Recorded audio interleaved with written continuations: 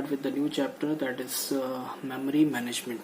Okay, the last chapter was regarding process management, and then afterward we have seen the deadlock and then concurrency. We have seen a lot of problems. Okay, so till process management we have seen how the process is being executed, how the process is being scheduled by various scheduling algorithm. Okay, now we'll look into the memory management. Okay, we'll put a focus on memory management, that how the memory is being managed of the main memory. Okay, so starting with the simple introduction first. Okay, so introduction.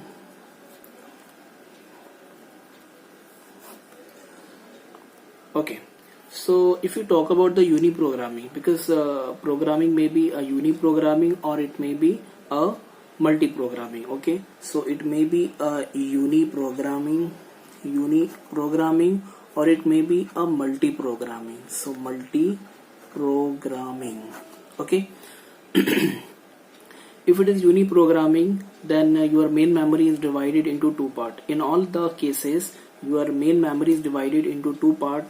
One part is for the operating system, and second part is for the program which is currently being executed.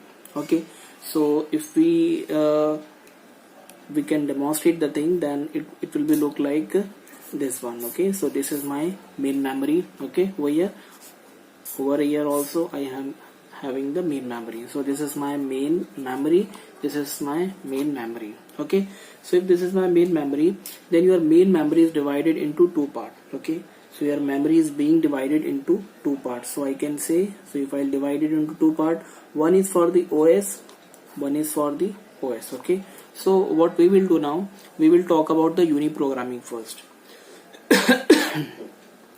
So in uni programming, the main memory is divided into two parts. One part for the operating system, and second part is for the program which is currently executing. Okay, so in uni programming we are having only one single process. Okay, or we are having only single program.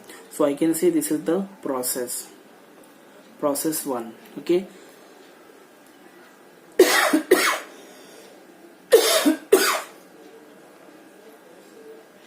sorry.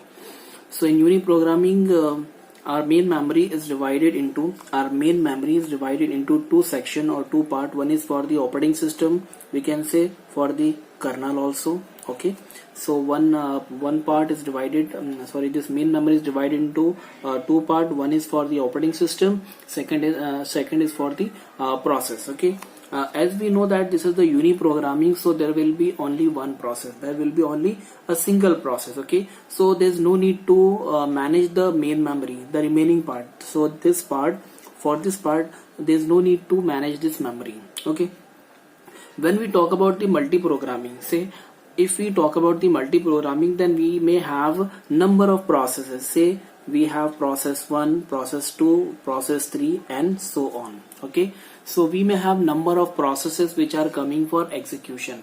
Okay, and in multi-programming, this is our concept that multiple processes will run simultaneously. Okay, so in multi-programming also we divide our main memory into two parts. One is for the OS, that is for the kernel. Okay, and second part is for the user space. We call it as a user space. Okay, so if this is a user space, then now over here we have to manage. If the process 1 will come, then we have to manage for process 1.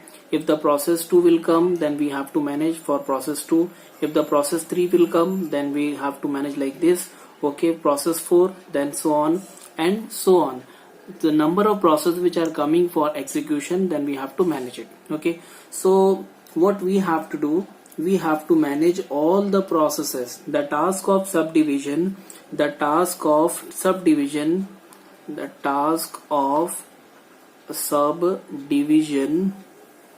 is carried out dynamically by the operating system. Is carried out dynamically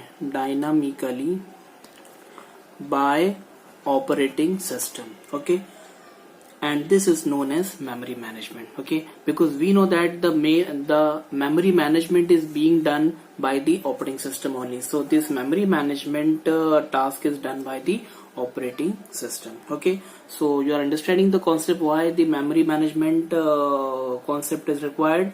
Okay, so we have started the introduction with the uniprogramming and multi-programming. Okay, so in uniprogramming we can say if we are having only one processes, so that is okay, so we don't have to care about the process, okay, the remaining process, because there's only one process will execute in the user space. Okay, so when we talk about the multi-programming, so we may have number of processes which are coming for execution, and if number of processes are coming for execution, then we have to manage and we have to subdivide the user space.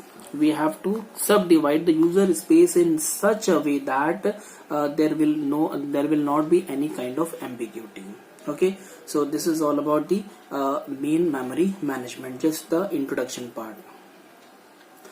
Okay, now we'll move ahead. Okay, so an essential task of the operating system is to manage the memory. Okay, so our essential, I'm not writing too much text over here, essential task of operating system is to manage the memory, is to manage the main memory. Okay, second thing, which involves bringing in and swapping out blocks of data from the secondary memory.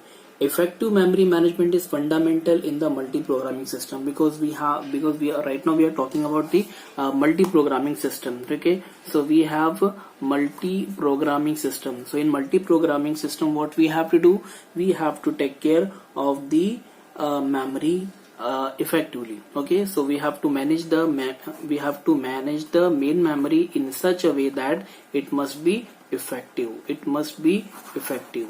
Okay, so effective memory management is fundamental in a multi-programming system. Okay, so this is just a small introduction and the basics of the main memory management. Okay, thank you so much.